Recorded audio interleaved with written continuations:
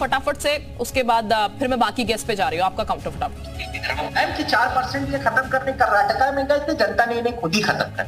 और ये कोई सुप्रीम कोर्ट ने माना कि ये कोई रिलीजन पे बेस्ड आर्टिकल, जो फंडामेंटल राइट का आर्टिकल 15 का क्लॉज 4 और आर्टिकल 16 का क्लॉज 4 दोनों ये अलाउ करती है कि अगर एम्प्लॉयमेंट में कोई सेक्टर, एम्प्लॉयमेंट में और एजुकेशन में कोई सोसाइटी का एक सेक्शन वो पिछड़ा रह गया है, तो उसको अपलिफ्ट करने के लिए आप प्राविधान कर सकते हैं, आप रिजर्वेशन कर सकते हैं। वहां से अधिकार स्टेट गवर्नमेंट को मिलता है, जिसको तमाम स्टेट की सरकारें एक्सरसाइज कर रही है। Point number 1। दूसरा जवाब, 12% जो बढ़ाने की बात हो रही है वो केसीआर बड़े दिन से वादा किए, 17 से ही वादा किए और लगातार कांग्रेस इसको मुद्दा बनाए हैं कि आपने 12 करने को कहा था मगर नहीं कर रहे हैं। मगर ऐसा कुछ भी नहीं है। जो रिजर्वेशन एक्चुअली अभी मिल रहा है वो 3 से 4% को का मिल रहा है, जो वहां बैकवर्ड इकोनॉमिकली, सोशल, पसमानदा, खासकर पसमानदा जिनके लिए प्यार हुआ होता है बीजेपी के, वही लोग हैं पसमानदा। ठीक, वो जवाब मैं अब लूंगी पसमानदा की, आप जिक्र कर ही रहे हैं आप, लेकिन अगले गेस्ट के पास हम चल लेते हैं। हमारे साथ और भी खास मेहमान बने हुए हैं। रत्नाकर सिंह जी हमारे साथ है कांग्रेस से, उनके पास हम चलते हैं। रत्नाकर जी,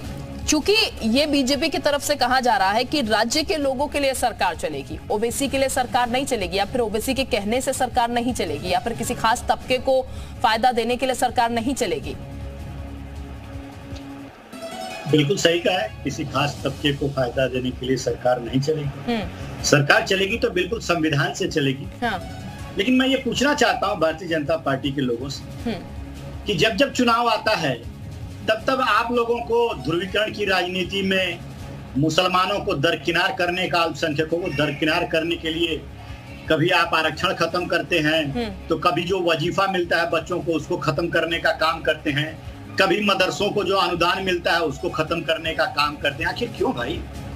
आप कहते हैं कि संविधान से यह देश चलेगा, तो संविधान तो सबके लिए बराबर हक और देता है। बाबा साहब अम्बेडकर ने भी कहा है, सबके लिए कहा है। तो आखिर में संविधान की बात आप करते हैं और वहीं पे देखिए, जब इनको जो वोट की राजनीति करनी होती है तो वहीं पे जो 50% आरक्षण का कैप जो बनाया गया है उसको बढ़ा करके 10% ईडब्ल्यूएस, इकोनॉमिकली वीक सेक्शन को जो है 10% बढ़ाकर आरक्षण दे दिया जाता है। और जब महाराष्ट्र में की बात कर रहा हूं, जहां मैं मुंबई में बैठा हूं, यहाँ पे जब इनको पता है कि मराठा वोटर जो है 36% है यहाँ पे, तो वो कहीं हमसे दरकिनार ना हो जाए, कहीं छिटक ना जाए, इसके लिए उनके लिए स्पेशल आरक्षण का प्रोविजन करने के लिए कवायद की जाती है भारतीय जनता पार्टी के द्वारा। तो भाई ये दो मुहा चेहरा क्यों?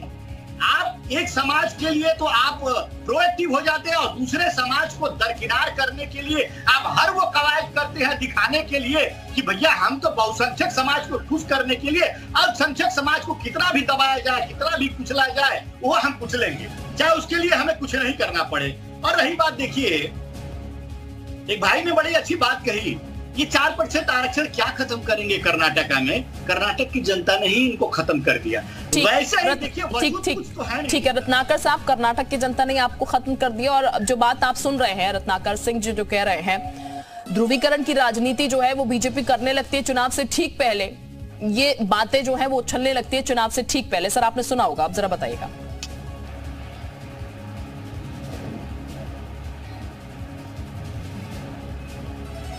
कौशल जी आवाज मिल रही है आपको? अच्छा, ये मेरे आपने रत्नाकर जी बोला इसलिए मैं चुप था। मैं ये बताना चाहता हूँ कि जो अभी मेरे मित्र कह रहे थे इकोनॉमिक वीकर सेक्शन के कोटे की बात कर रहे थे, तो जब इकोनॉमिक वीकर सेक्शन का कोटा पास हो रहा था तो इन्हें विरोध करना चाहिए था ना। अगर ये इनके हिसाब से वो गलत था, गरीबों को आरक्षण दिया जाना गलत था, जिनको नहीं मिल रहा था, तो इन्हें संविधान सभा में जब पार्लियामेंट बैठी तो विरोध क्यों नहीं किया? इन्होंने इसको समर्थन किया था। ये इनका दो मुहा कैरेक्टर नजर आता है। हम साफ बात कर रहे हैं कि बाबा साहब अम्बेडकर ने किसी भी धर्म आधारित आइडेंटिफिकेशन, धर्म आधारित पॉलिसी और धर्म आधारित रिजर्वेशन का सपोर्ट नहीं किया था। गैर संवैधानिक है। किसी भी जनता में कोई भी गरीब है, कोई भी पिछड़ा है, कोई भी दलित है, वंचित है, शोषित है, उसको सारी फैसिलिटी मिलनी चाहिए, वो किसी भी धर्म का हो। आपके पास में ये जो है इसके बाद धर्म के आधार की राजनीति करने की बात कर रहे हैं। आप मुझे बताइए, अगर ईडब्ल्यूएस का आपको विरोध था तो मना क्यों नहीं किया? क्यों आपने समर्थन किया संविधान के पार्लियामेंट के अंदर? इसका जवाब अभी लीजिए इनसे और इन्हें बताइए कि इन्होंने समर्थन क्यों किया था। बिल्कुल वो जवाब देना चाह रहे हैं, ले लेते हैं जवाब। आपने बोली दिया है तो रत्नाकर सिंह जवाब दीजिएगा, आप जवाब देना चाह रहे थे। भाई साहब बहुत उत्तेजित हो गए। शायद हमने सपोर्ट किया या हमने कभी इसको गलत तो कहा नहीं। आप निश्चित रूप से इकोनॉमिकली वीक जो सेक्शन है उनको आप आरक्षण दीजिए। हेलो, मेरी आवाज आ रही है? जी जी, बोलेगा बोलेगा। जी शिल्पा जी, हमने देखिए, हमने किसी का विरोध नहीं किया है। अगर किसी पुअर सेक्शन को अगर रिजर्वेशन का फायदा मिलता है, उसका उत्थान है और मुख्य धारा में आता है, तो हम जरूर चाहेंगे कि हम वो मुख्य धारा में आए। लेकिन जो लोग पास, अरे भाई साहब सुन लीजिए, आपके अंदर अगर तर्क होता तो आप बीच में बोलते नहीं। आपके अंदर अगर तर्क होता, आपको अगर क्षमता होती, मेरी बातों का जवाब दे दीजिएगा ना, अभी मेरी बातों का जवाब दीजिएगा। अरे मुझे मेरी बातों का पूरा जवाब कर रहे हैं, आप मेरी बातों का जवाब नहीं दीजिएगा भाई साहब। भाई साहब मेरी बातों का जवाब दीजिएगा। अरे दे दो ना भैया, आप मुझे ये बताइए। कौशल किशोर जी, मैं आ रही हूँ आपके पास, एक बार जरा उनकी बात सुन लेते हैं। ठीक, कौशल किशोर जी, फिर आप भी अपनी बात रख लीजिएगा, एक बार उनकी बात सुन लेते हैं। ठीक ठीक, बोलिएगा रत्नाकर जी। तर्क नहीं होता है ना, ठीक ठीक रत्नाकर जी बोलिए। जी, जिसके पास तर्क नहीं होता है ना, ऐसा ही व्याकुल हो जाता है और उत्तेजित होकर बीच बीच में बोलता है। मैं जवाब दे रहा था, बहुत शांति से मैं इनकी बातें सुन रहा था और जवाब दे रहा था, लेकिन बीच में यही बोले क्योंकि तर्क नहीं है। देखिए, हम चाहते हैं, कांग्रेस चाहता है कि वीकर सेक्शन हो या जो समाज की मुख्य धारा से जो लोग कट गए हैं, उनको जरूर आप रिजर्वेशन देकर के उनको ऊपर उठाने का काम करें।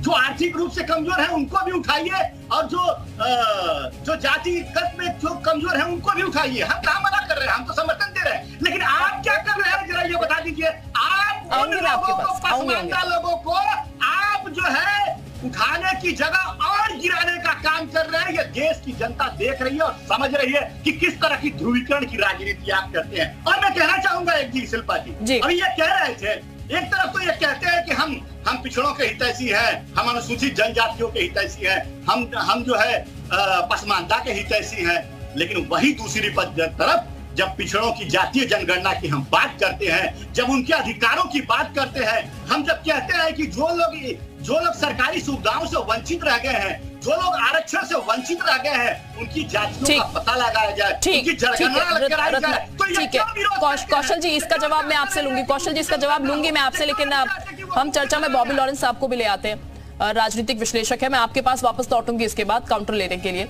बॉबी लॉरेंस जी, चूंकि आप हर एक पार्टी को देख रहे हैं और जाहिर है आरक्षण का मुद्दा एक ऐसा मुद्दा है जो हर चुनाव से पहले बाहर निकल आता है, और इसको लेकर इसके इर्द गिर्द ही कह सकते हैं राजनीति जो है वो घूमती हुई नजर आती है। लेकिन अब सर, ये जो मुद्दा उठा है, बीजेपी की तरफ से जो बात कही जा रही है, 4% आरक्षण जो है वो खत्म कर दिया जाएगा, ये चुनाव को किस मोड़ में ले जाएगा? क्या ये एक एजेंडा कह लीजिए, या फिर एक ऐसा शगुफा छोड़ा गया है, या फिर ऐसी बात कही गई है इस वक्त जो कि बेनिफिट दे जाएगा, या दूसरी पार्टियों को क्या इससे लॉस होगा? क्या समझ आप पा रहे हैं सर, इससे जरा समझाइएगा थोड़ा। सबसे पहले तो मैं आपको अभिवादन करता हूं और आपके दर्शकों को अभिवादन करता हूं। आप मुझे 2 मिनट का इंटरप्टेड समय दीजिएगा। मैंने सभी प्रवक्ताओं को बड़े गौर से सुना है और मैं अपनी बात रखना चाहता हूं। देखिए, मुस्लिमों को आरक्षण कहां से मिला? सबसे पहले तो जब ये सच्चर समिति की रिपोर्ट आई जो है भारतीय मुस्लिमों के पिछड़ेपन के बारे में, जिसने सिफारिश दिया था, तो 2004 में मुस्लिमों को फिर रिजर्वेशन मिला। संविधान का जो अनुच्छेद 15 है उसमें है कि 15(4) या 29(2) में जो भी प्रोविजन है उसमें लिखा है कि कुछ भी राज्य को नागरिकों को किसी भी सामाजिक और शैक्षणिक रूप से पिछड़े वर्गों की उन्नति के लिए कोई विशेष प्रावधान से नहीं रोकेगा। ये संविधान में ऑलरेडी प्रोवाइडेड है। उसके अलावा अनुच्छेद 46 में है कि राज्य लोगों के कमजोर वर्गों और विशेष रूप से SC/ST के शैक्षिक व आर्थिक हितों को विशेष देखभाल के साथ बढ़ावा देगा और उनकी रक्षा करेगा। 1992 में, मैं थोड़ा सा पृष्ठभूमि में आपको ले जा रहा हूँ, 1992 में सुप्रीम कोर्ट ने कहा था कि एक बॉर्डर लाइन खींची थी कि रिजर्वेशन किसी भी दशा में 50% से ज्यादा नहीं होगा।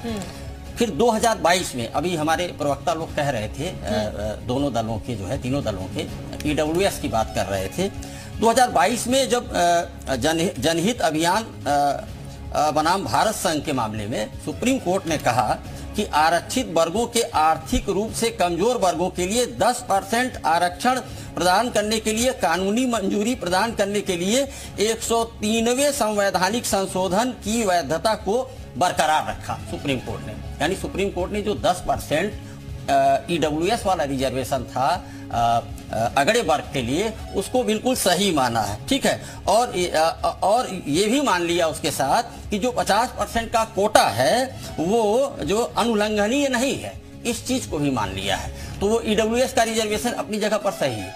अब मैं बात करता हूं कि जो ये जो अभी बात आई है, एक्चुअली ये जो बवाल उठा हुआ है ये योगी आदित्यनाथ जी के बयान पर उठा हुआ है। उन्होंने मुस्लिम आरक्षण पर जो है, योगी आदित्यनाथ ने एक बयान तेलंगाना में दिया है। उन्होंने कहा है कि मुस्लिम आरक्षण संविधान विरोधी है, इसे किसी भी तरीके से लागू नहीं होने देना चाहिए। ये बयान है बल्कि राजनीतिक बयान हम इसको कहेंगे, ये योगी आदित्यनाथ जी का है। लेकिन आपको एक चीज और बताना चाहूंगा कि आरक्षण पर ही, जब ये ईडब्ल्यूएस आरक्षण पर जब बहस हो रही थी सुप्रीम कोर्ट में, तो जस्टिस पारदीवाला की टिप्पणी थी कि जो आरक्षण है, उन्होंने ठीक नहीं, उन्होंने कहा कि आरक्षण अनंत काल के लिए नहीं होना चाहिए। ये स्पष्ट टिप्पणी थी सुप्रीम कोर्ट की कि आरक्षण अनंत काल के लिए नहीं होना चाहिए। आरक्षण अगर अनंत काल के लिए, आप जिस तरीके से 10 साल के लिए पहले था वो बढ़ता चला गया बार बार, अगर आप इसको अनंत काल के लिए नहीं होना चाहिए, अगर आप इसको लागू रखते हैं तो ये निजी स्वार्थ है। तो वास्तव में ये निजी स्वार्थ शब्द जो है इस्तेमाल किया था सुप्रीम कोर्ट ने, इतनी कठोर टिप्पणी जस्टिस पारदीवाला की थी। तो देखिए ये तो एक तरीके से